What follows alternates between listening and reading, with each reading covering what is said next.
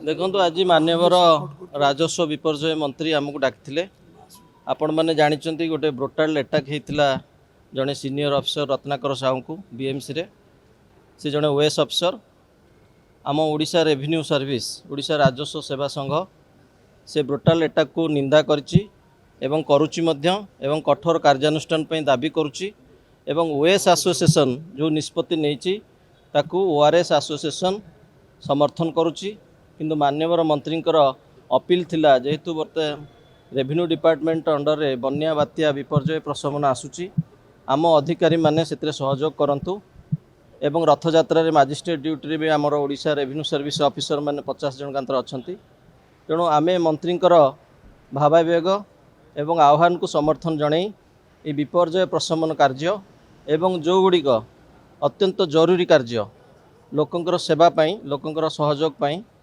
से कथारे आमे निश्चित रहबू सहयोग करूँ सरकार को किंतु ओएस एसोसिएशन जो निष्पत्ति होती ताकू ओआरएस एसोसिएशन समर्थन जनइब से माने जो निष्पत्ति आगामी दिन में नेबे आमे मध्य ताऊ विचार को नहीं समर्थन देबू। रथ यात्रा बन्या विपर्यय आम अधिकारी माने समस्त कार्य सहयोग करेंगे। देखंतु मुख्य आसामी किए सेटा पुलिस निष्पत्ति नब पुलिस इन्वेस्टिगेशन करिवो जो माने मारी थिले स्पष्ट दिवालोकरे ताहा आपण मानक पारे फुटेज अच्छी एवं पुलिस पाखे अच्छी से पुलिस पर्यायक्रमे अरेस्ट कलानी एवं पुलिस जदि अनुसंधान करी तार क्षीय केते बाट लंबीची से पहुँचबार दायित्व पुलिस आमर नुह जदि पुलिस अनुभव करिवो कि मुख्य आसामी ता पछरे अच्छी निश्चित कार्यानुष्ठान नब किंतु आमर दाबी रहिबो जे एभली ब्रोटाल अटाक आगामी दिन में न हो